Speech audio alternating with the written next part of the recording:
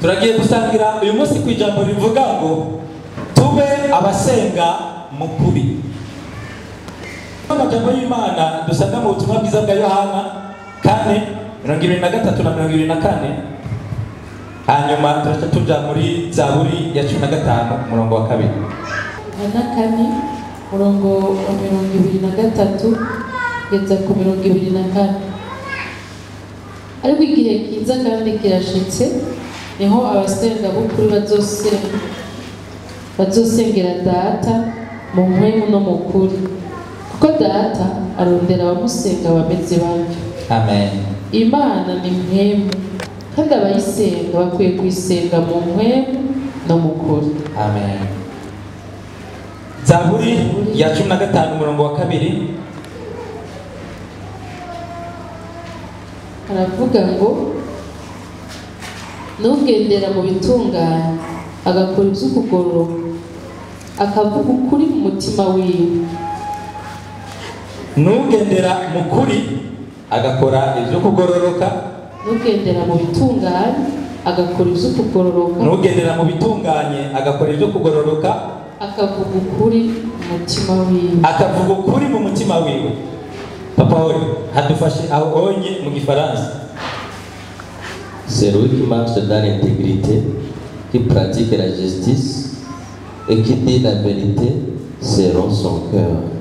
Akavuga ukuri mu Gifaransa havuga ngo nugendera mu bitunganye agakora ibyo kugororoka, ariko aha yavuga ngo akavuga ukuri nk'uko biri mu mutima wiwe. Haleluya. Nuvuga ibyo avuga bidatandukanye n'ibiri imbere mu mutima. Marshimwe. Haleluya. Yesu yarabwiye abigishwa biwe b'ishengero yari karigisha, arababwira ngo abavuga mwami mwami abo si bo bazobona Imana, abamvumereza mwami mwami. Yesu we, mwami Yesu, koma katika jina la Yesu. Yesu akundinde, urabyumva? Yesu wanje, mwami Yesu, Yesu uri kuri hahandi navuga Yesu, uri muri ibi Yesu, urabyumva? Hari n'ababivuga bariko barakora ibyaha, urabyumva? Yesu abantu abavuga ngo mwami mwami abo si bo bazobona Imana. Uno munsi numva ngomba yuko duterana intege frere. Haleluya. Duterana intege tuba abantu basenga mu kuri. Reka tusome mu Byakozwe n'Intumwa 5. Byakozwe n'Intumwa 5 turasoma kuva ku murongo wa 1 gushika ku wa 4, hanyuma dusimbe ku murongo w'indwi gushika ku murongo w'9. Urupapuro rw'136 isezerano rishaje, Bibiliya y'Ikirundi. Inkuru ya Ananiya na Safira.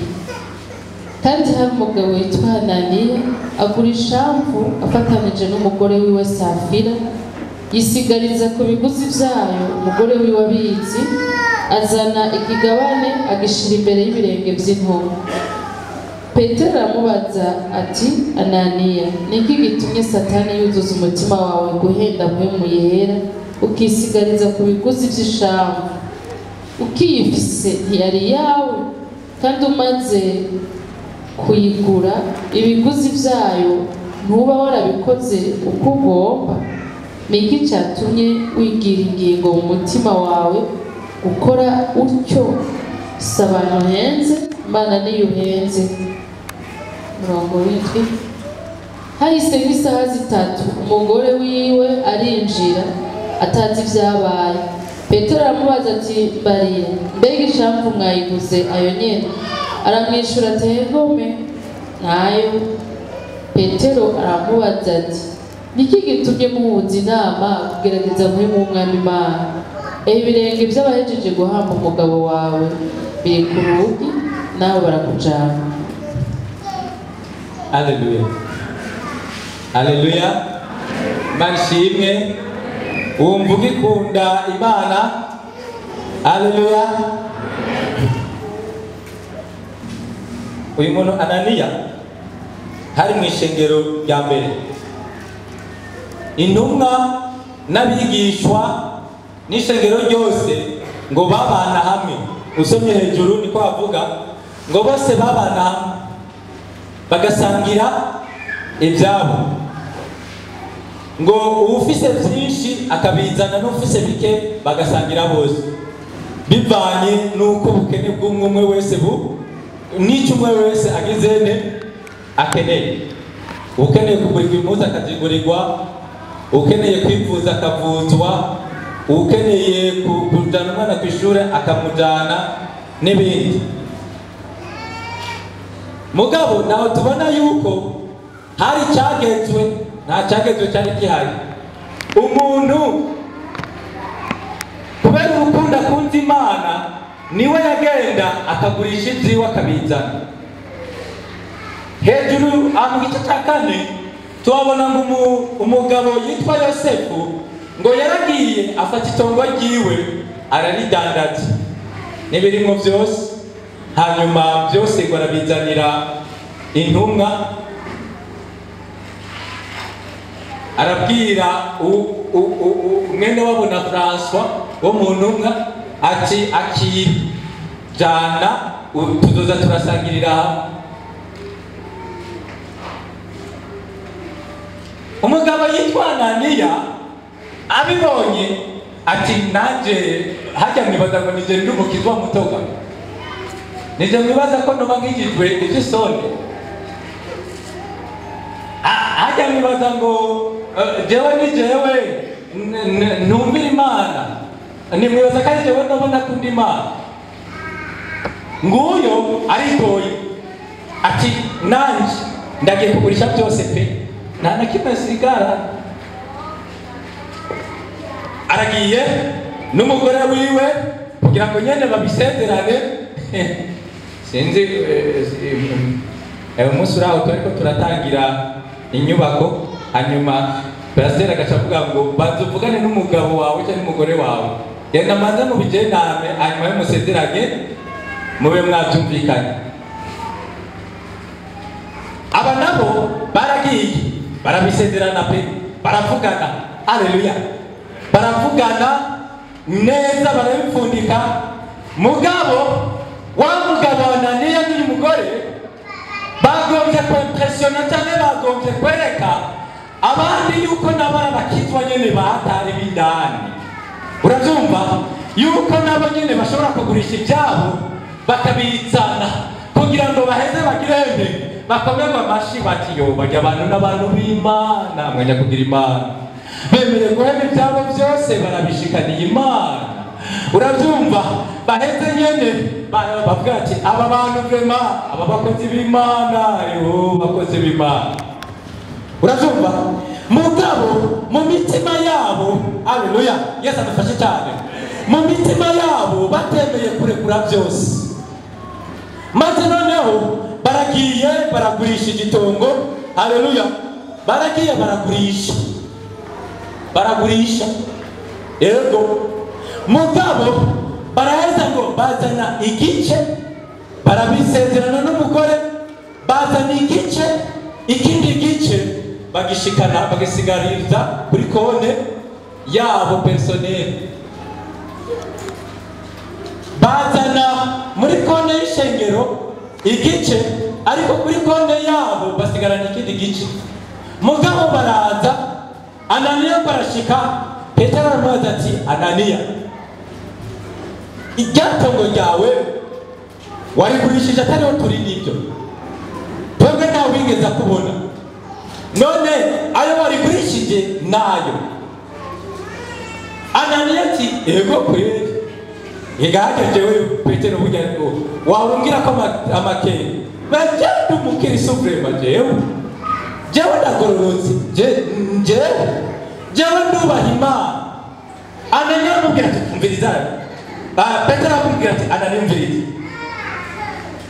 mbega hari wigeze akubwira ngo ugende ugurisha itongo ryawe? ateka kwe nabikoresheje n'umutima w'undi Imana kwema nabikoresheje n'umutima w'undi Imana n'urukundo nikundira Yesu.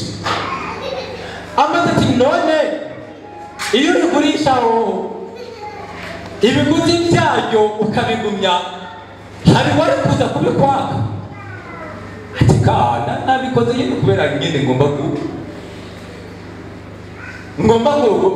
kubishikanira Imana nyine mwishengero.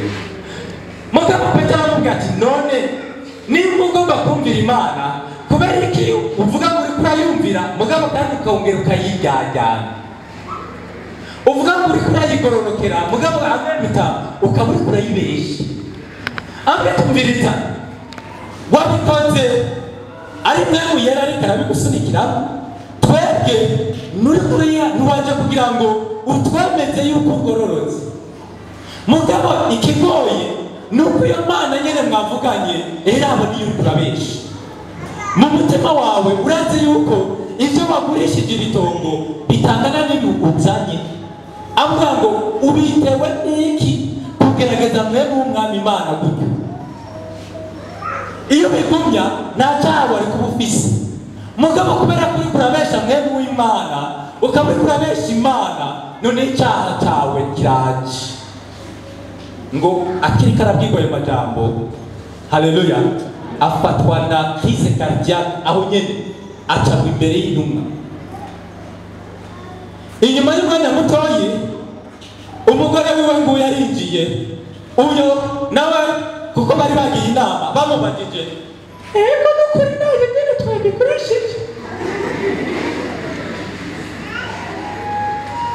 byogenda gute yuko uvuga ko wumvira ijwi ry'Imana mugabo iryo jwi ry'Imana nyene wumvise akaba ari byo ucobongera ukagira iki ukabesha. Byogenda gute ngo akibivuga nawe abaragiye aho umugabo wiwe yagiye. Haleluya! Mbese ndababwire bene data, Imana ntigomba yuko tuyisasa kwa karimi, mugabo imitima yacu iri kure yayo tukemera amasezerano y'ibyo tutari bushitse. Ibi ndiko ndabivuga amasezerano tugirira Imana. Waremanze ko Yesu abaye umwami n'umukiza wawe, mu by'ukuri uri kuremera yuko uri kurarongorwa nawe, urwana intambara ingana iki yukumvira ijwi ryiwe, yukumvira ibyagezwe byiwe. Yavuze ngo muzoba munkunda nimwagirane nimwitondera amajambo ndabageze. Ugira umwete ungana iki ukurondera kwitondera ibyagezwe byiwe, nawe utoburabishitsa byose, mugabo ufise umwete ungana iki, ugira kigoroka ungana iki. Erega nabibaza yuko ukurondera Imana gusenga kukizwa ari ibintu byikora automatique. Oya, Mana nukuri ni wankorera iki nanje Mana nzogukorera ubuzima bwanje bwose. Imana ikabikora, urabyumva, hanyuma kagashaka bakaba mitwe n'iki n'ingoma. Ukibaza ko Imana yoyo itababara, ukibaza ko Imana yoyo itavuga ati none ni igiki ntamukoreye kugira ngo nanje ashitse ibyo yasezeraniye. Yesu adufashe cyane. Kwa Mungu wa hirya twasomeye amajambo, reka tuyasubiremo. Dusomere hajya muri Zaburi 15 umurongo wa 4. Muca mudusomera mu Bacamanza, aya bitwa yasomega mu gatondo. Muca mudusomera mu Bacamanza 11 umurongo wa 29 gushika kwa 35.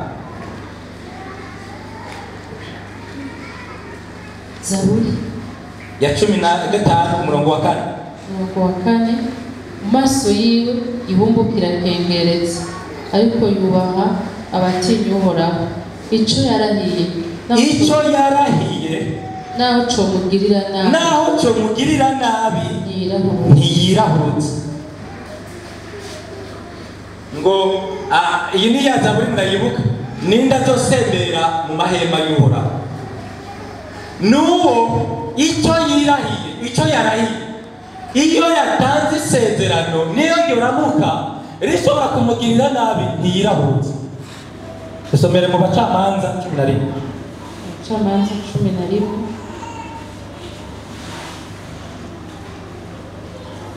umurongo wa 10 umurongo wa 29 gushika kwa 35. Yefuta atsinze Abamoni atanga umwigeme wiwe w'ikimazi, maze mpwemu Uhoraho aza kuri Yefuta, nawe anyuranganya i Gileyadi no mu bw'Abamanase, aca imisipe n'i Gileyadi, ava yaragenda ngo aje mu Bamoni. Maze Yefuta asezeranira Uhoraho isezerano ati, niwagabura Abamoni mu maboko yanje, ngatabaruka amahoro mvuye kurwana nabo, uzobanza gusohoka mu nzu yanje kumusanganira, azoba uwawe Uhoraho, nanje nzomutanga ku kimazi cy'ukose. Nuko Yefuta ajabuka mu Bamoni arabatera, Uhoraho abagabura amaboko yiwe, arabatikiza uhereye i Aroweri ugashitsa iminiti, atsinda ibisagara 20, arinda ashitsa i Abeli Kereminu,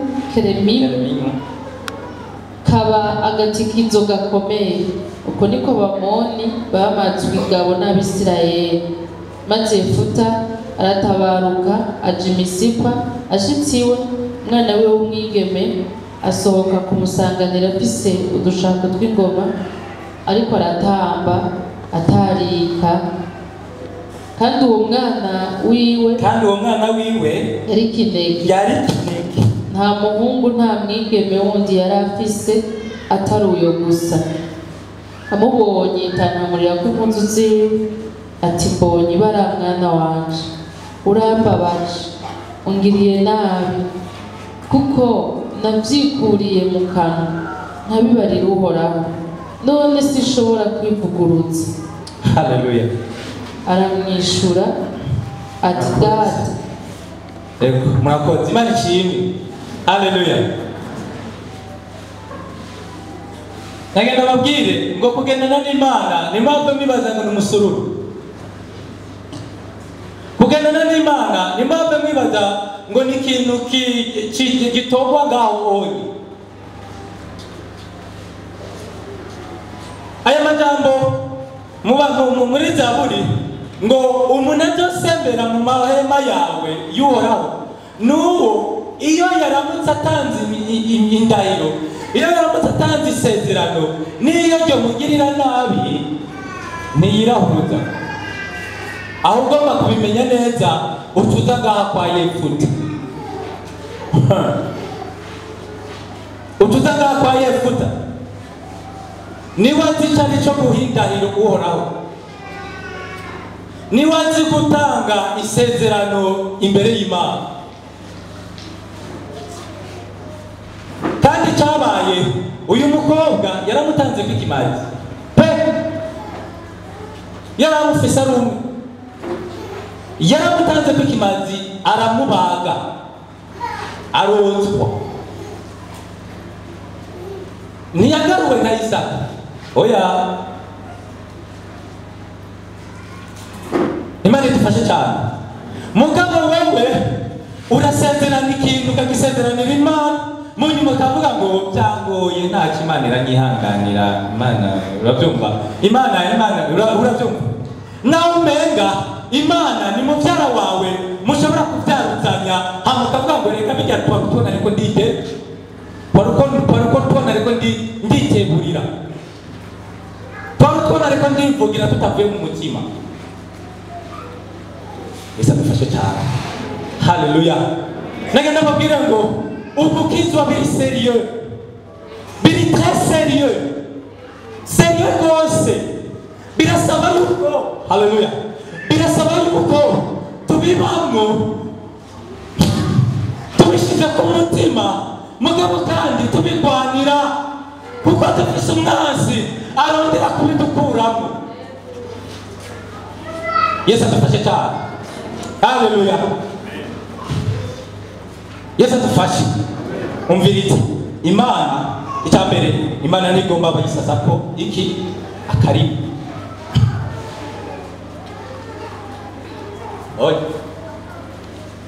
ndagomba ko uba konseka n'icyo wavugiye imbere yayo, n'isengesho wagize ukavuga ngo iri sengesho ngize mbiteguriye ikiguzi cyose cyose icyo mvugiye imbere y'Imana, kuko njyewe nanjye ndagikora.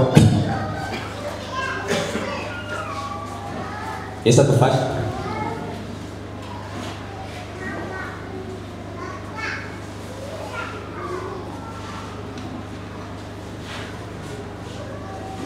Icya kabiri, ukaba ugomba kubaho ubuzima bwawe bugire intambara y'ibihe byose. Menya ko ubuzima bwawe buri mu ntambara, nta karuhuko, nta vakansi. Yesu adufashe cyane. Reka dusome mu gitabo cy'uwavugishwa n'Imana Samuel.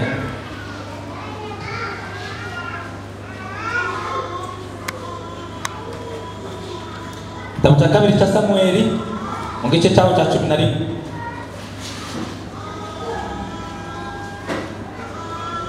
Urupapuro rw'amajana 358,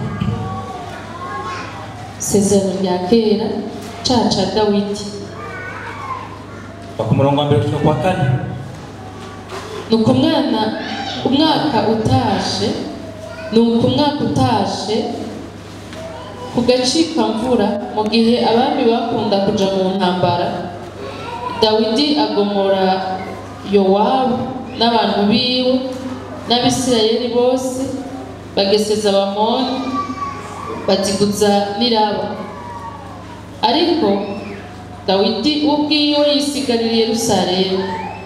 Maze umunsi urizina, umugoroba, Dawidi amaze kwibambura ku kirwa, agendagenda hejuru ku ngoro yiwe. Maze akiri hano hejuru, aja abona umugore ariko ariyuhagira, kandi yari mwiza ateye igomwe.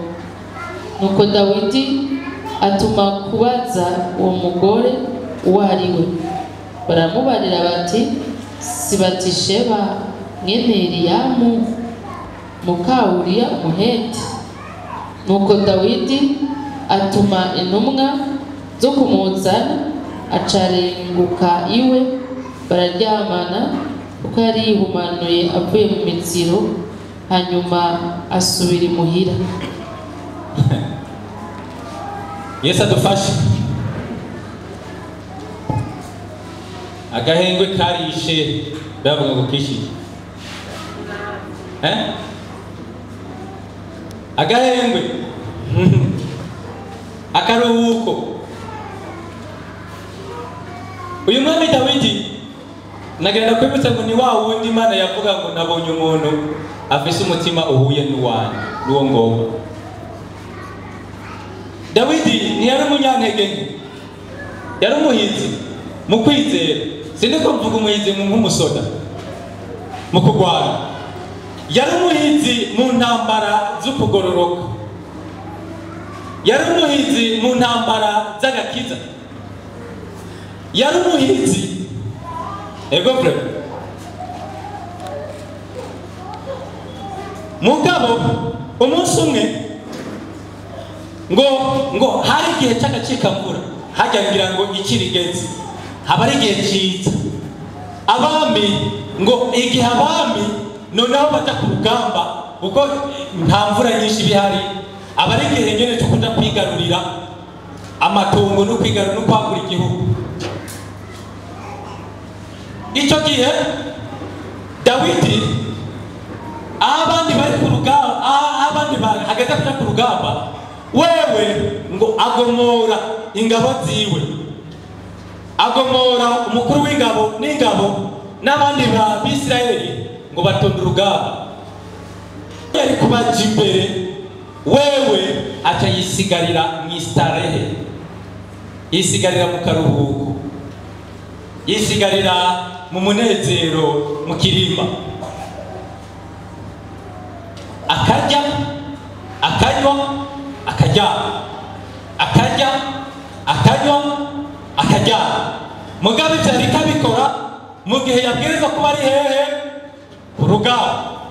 Yesu adufasha cyane, ari mw'istarehe mu gihe yari kuba ari karagira iki, arapanga imipango y'iki y'urugamba ingene rugenda. Ngo akiri muri ibyo akajya kiryama asubira abyuka. Umunsi umwe sinzi ko ari après-midi cyangwa hari avant-midi mu gitondo, ngo abyutse ariko aragendagenda yigorora. Umuvinyu ugeze mu ibondo, ifiriti n'isarade yariye, inyama yariye, uko urabyumva. Ariko arabigorora kugira ngo bigirene bihoke, aze kuronka ashyira ibindi.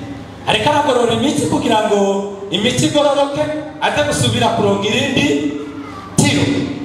Ngo akiri muri ivyo, ngo atereza amaso atabona umugore ariko aroga, ari gusa Betisheba.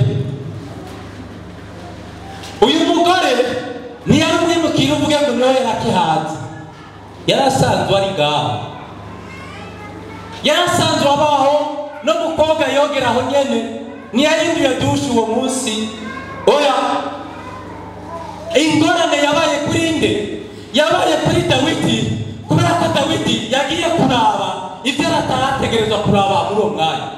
Uwo mwanya yari kuba ari ku rugamba, mugabo araba yibereye ku ngoro yiwe hajya ku etaje, ariko arasirikira.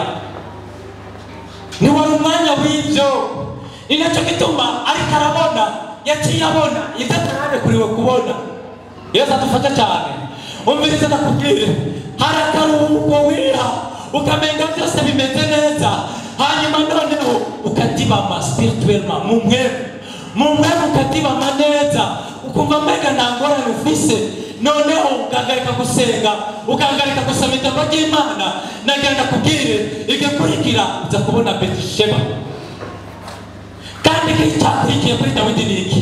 Ngo amaze kumubona, kubera ko yari afise umwanya, yari free, nta kindi cyari kimugoye, yabwiza kuba ari ku rugamba. Ubwo muvyibuka, urugamba rurahari, mugabo nguyo arafise umwanya wo kuraba abantu bari gusa, hanyuma kandi arafise n'umwanya wo guca batumbaho imipango. Yabwiza kuba ari mu mipango y'ingene agwanya umwasi, nguyo ari mu mipango y'ingene ahamagara abagore b'abantu. Yabwiza kuba ari mu mipango y'ingene arongora ingabo ziwe ntizitikirire ku rugamba, nguyo ari mu mipango y'ingene aryamika abagore b'abantu.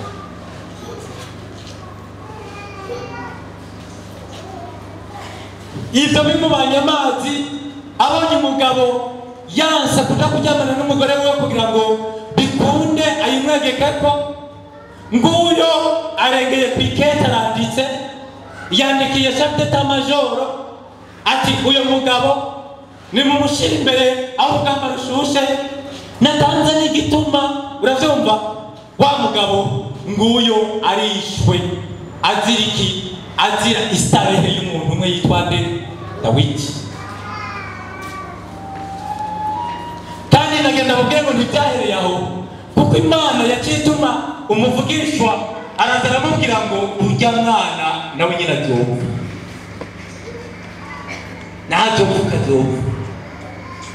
Dawidi arababara, araruha, aracumukura, bivuye kuki? Kw'istarehe.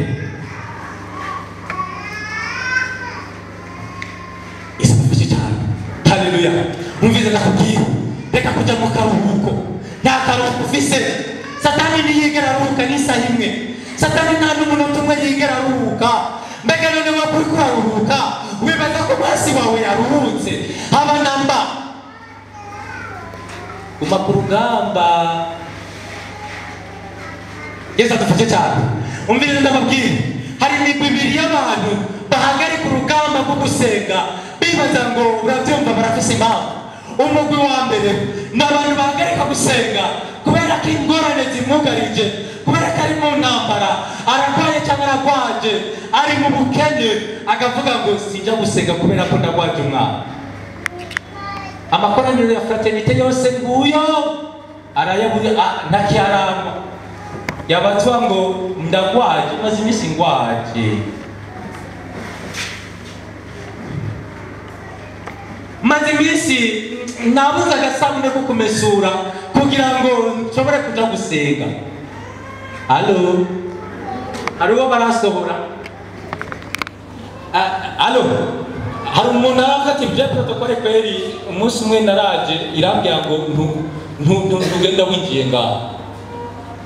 None haka bigenda gute yuko umuntu avuga ngo arasivye kuja mu ngoro y'Imana, nagenda kubwira ngo niwe warukeneye kuja gusenga kugira ngo Imana igutabare, none raba urayihunze. Igice gikurikira ni ba Betisheba, uza kubona ibitari bikenewe kubona. Yesu adufashe cyane, haleluya. Nimba wari urwaye cyangwa wari urwaje, wowe niwe warukeneye Imana kugira ngo uze kugira ngo Imana igutabare, none wabujijwe n'iki no gusenga kubera ko urarusha. None kari wavuga ko ari we karuhuko ukaba umuhunze witeze kuruhukira he?